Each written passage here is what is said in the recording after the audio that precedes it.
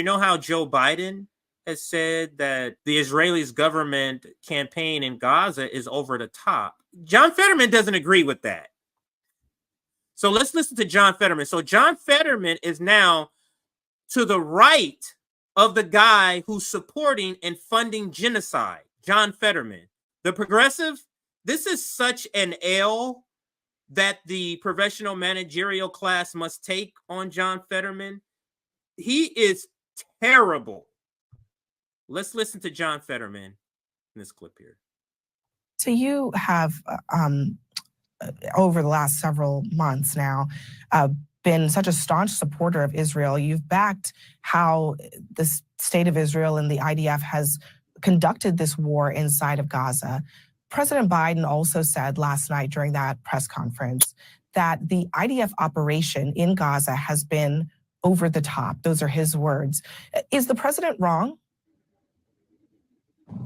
No, I'm not saying it's wrong. I'm saying that's his opinion. I'm not necessarily, I would agree with that.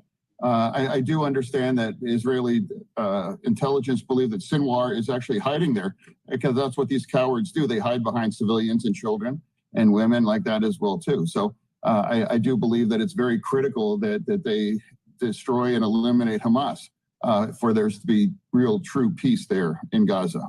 Do you have any concerns about Israeli Prime Minister Benjamin Netanyahu's plans, it seems, to move more than 1.3 million people out of the Rafah area? That's in southern Gaza. That's basically where Israel told Gazan civilians to go. Are you concerned about what an operation there would mean for the civilian population that's already displaced? Of course I'm concerned. You know, the death of anyone innocent Palestinian is a tragedy, and that's been. But we also must remember that, you know, all of the blood and the hands are all on Hamas's hands as well, too. They're responsible for all of that. And I don't know why there's not more people talking. Why must Hamas surrender? Why that they bring back the last hostages as well, too? But is it something that you would support? Do you think that this is wise on the part of Israel to do what they it sounds like are planning to do?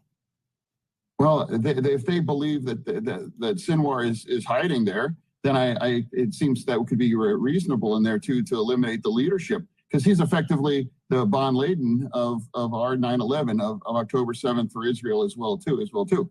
And I know that they really, and I believe they want to minimize any kinds of death of civilians as well too. But right now, I'd say if they just surrendered, if Hamas just surrendered, all of this would be over.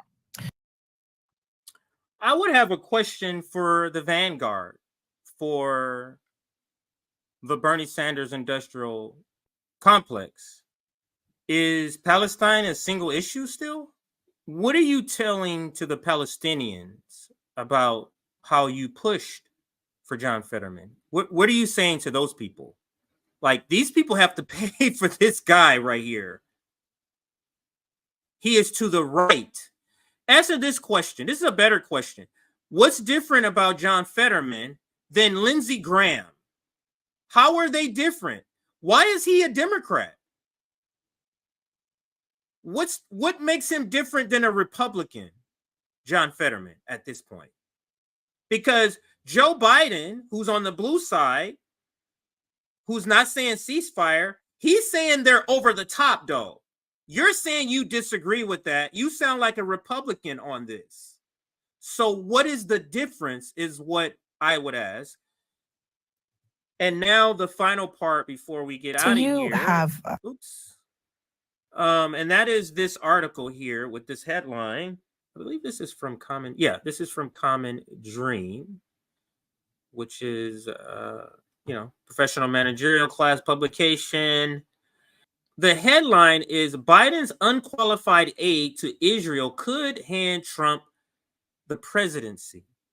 This is what I said. I go on, my tweet says, this article from Common Dream illustrates why the NATO left, aka Social Democrats, and all their publications are white moderates to the Palestinians. Just think about that.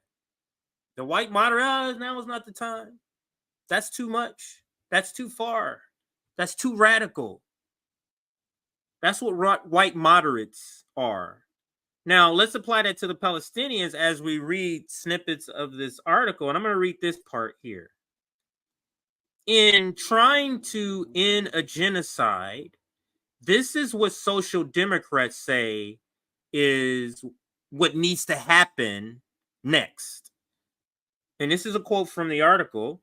Words from Biden are not enough. He must use his power as the primary outside funder of Israeli war machine to stop the slaughter of innocent Palestinian civilians in Gaza and to insist on an Israeli commitment to a pathway to a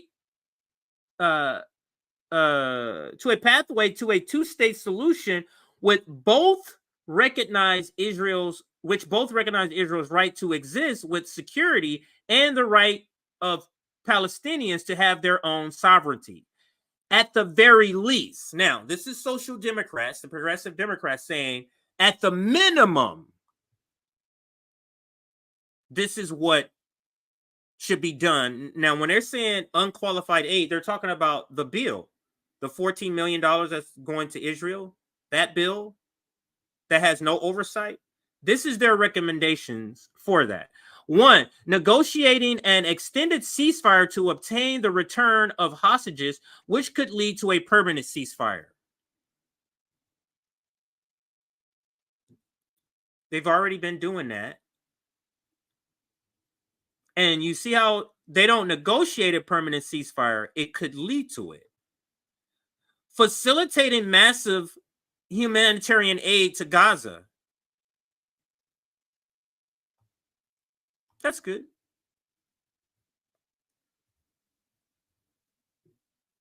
That's not in the bill. Enacting zero tolerance for cellular violence, ending all provocative actions on the West Bank and East Jerusalem. The settlers are going crazy, and Joe Biden sanctioned 4 of them. They're saying you need to do more about the settler violence. Rejecting all plans for Israel to recoup Gaza. Accepting the principle that's abstract, nothing concrete, of an independent Palestinian state. Now, this is what social democracy delivers to you as a baseline of what should be in the bill. We would only have one bullet point. There should be no funding to Israel. There should be no funding to Israel that has killed over 30,000 people. There should be no funding to a nation who says they're not committing a genocide, who says they're not targeting civilians, but their civilian kill rate is something like 95, 97%. Let's bring up the full article, read a little bit before we get out of here. Remember, the target is 800. That's the target for all of our streams now, is 800 likes. Hit that like button, if you will. We could easily get to 800. If everybody watching now would hit it, we would get very close, because most of you have not hit that like button yet. But let's get to this article here. Biden's unqualified aid to Israel could hand Trump the presidency. Now, understand, this is Common Dream. They are the NATO left. They are the professional managerial class left. They are the Bernie Sanders industrial complex. So don't believe by off the title that this article is at all going to be really giving a critique, really going to be making the right assessment and or analysis. Don't think that at all. But let's read. Let me make this a little bit bigger actually here. The unpopularity of President Joe Biden's Israel-Gaza policy among Arab Americans, African Americans, and young people could well flip the electoral. And somebody said I'm saying that word wrong. Electoral, I say sometimes. Electoral. I don't like saying it like that. So I'm probably going to revert back to my other way, but you get what I'm saying. The electoral vote to hand former President Donald Trump the 2024 election. A few ten thousands of these voters in a handful of swing states who likely would have voted for Biden but vote for Trump, a third party, or just stay home could well be enough for Trump to win the presidency. And that is exactly what the polls are predicting right now. And I'm talking about not the national poll, I'm talking about the state polls, in particular, the battleground state polls, the Pennsylvanias, the Ohios, the Wisconsins, the Floridas, the Arizonas, the Georgias. As I recently wrote, the 2024 presidential election is likely to be decided by less than 100,000 voters in three of 6 swing states. Biden won the popular vote by more than 7 million votes in 2020, and Hillary Clinton won the popular vote by 3 million votes in 2016. I'm sorry. But in 2020, Biden only won the electoral vote and the presidency by an aggregate of 42,000, almost 43,000 votes in Arizona, Wisconsin, and Georgia. And in 2016, Trump won the electoral vote and the presidency by an aggregate of 77,000 votes, almost twice as many. And those were over Wisconsin, Pennsylvania. They mentioned Wisconsin twice. The electoral vote in 2024 is likely to be similarly close.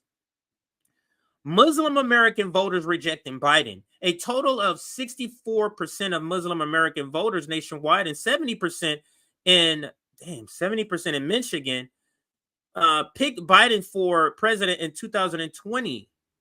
A recent poll found that only 5% of Muslim Americans voters currently say they would vote for Biden in 2024. That is completely.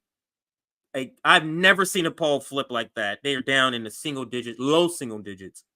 Michigan went for Trump over Clinton by only 10,000 votes in 2016 and went for Biden over Trump by 150,000 votes.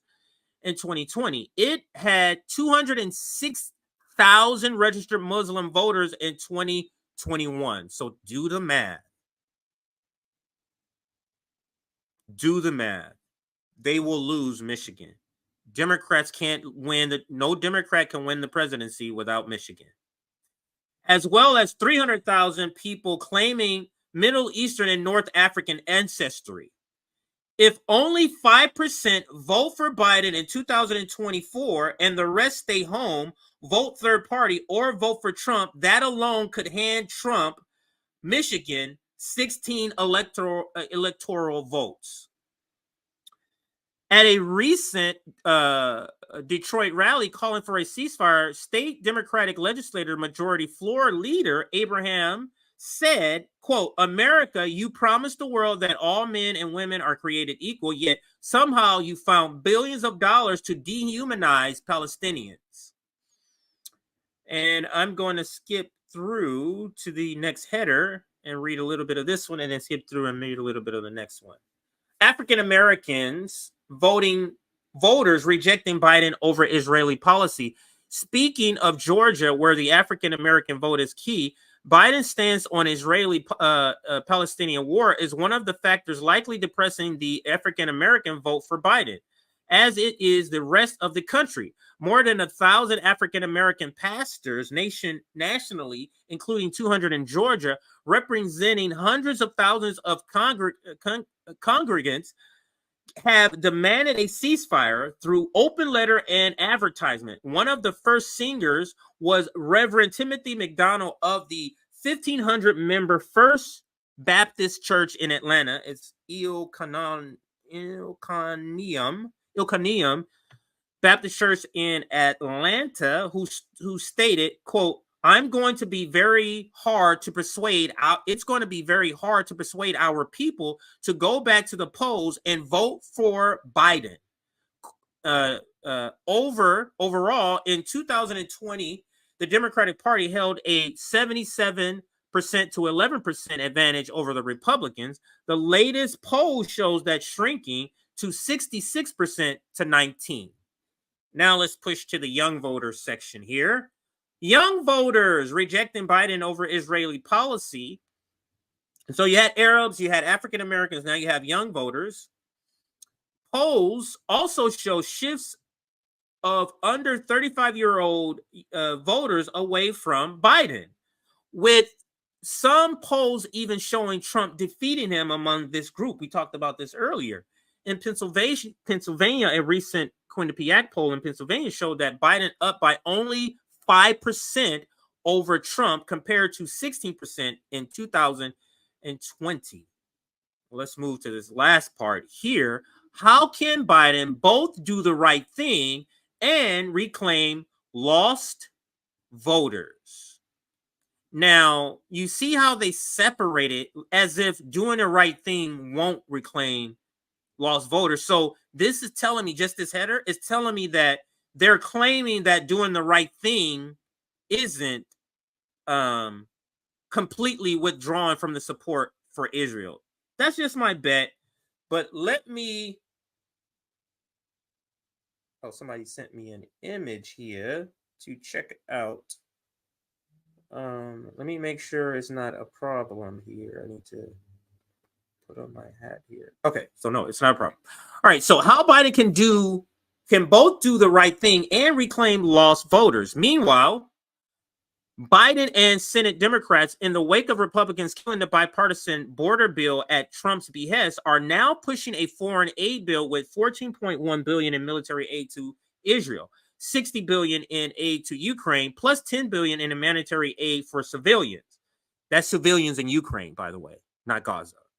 The Ukraine aid is probably necessary to help Ukraine have enough supplies to hold off Russian aggression. As Financial Times columnist Gideon reported, the ammunition shortage in Ukraine has already led to an increase in Ukrainian casualties, and the humanitarian aid is a good thing. If any, it's not large enough given the scale of the humanitarian crisis in Gaza. But nearly $10 billion more in unconditional aid, military aid that is, to Israel will only demonstrate America and Biden's lack of concern for Palestinians and will threaten Biden's re-election, which right-wing Israeli Prime Minister Benjamin Netanyahu is probably hoping for. U.S. military aid to Israel exceeded $3.8 billion in 2023, and the U.S. is already committed to providing at least $3.3 billion in military aid through 2028. Another $10 billion in military aid would constitute about 2/3 of Israel's annual military budget. So we're providing 2/3 of Israel's annual military budget, and we can't get health care. Back to the article. It's completely unnecessary to enable Israel to combat Hamas if its horrendous attacks on Israeli civilians on October 7th, which essentially is guerrilla warfare. Meanwhile, actually, I'll read this. Words from Biden are, I'm sorry, that's what I already read. Meanwhile, Netanyahu, whose political career has been dedicated to blocking any Palestinian sovereignty, has been thanking Biden for his support by giving him the middle finger. When Biden and Netanyahu spoke 3 weeks ago, Biden proposed a demilitarized Palestinian state for Gaza and the West Bank. Bibi immediately shot him down in public, issuing a statement that, quote, after Hamas is destroyed, Israel must retain security control over Gaza, a requirement that contradicts the demand for Palestinian sovereignty.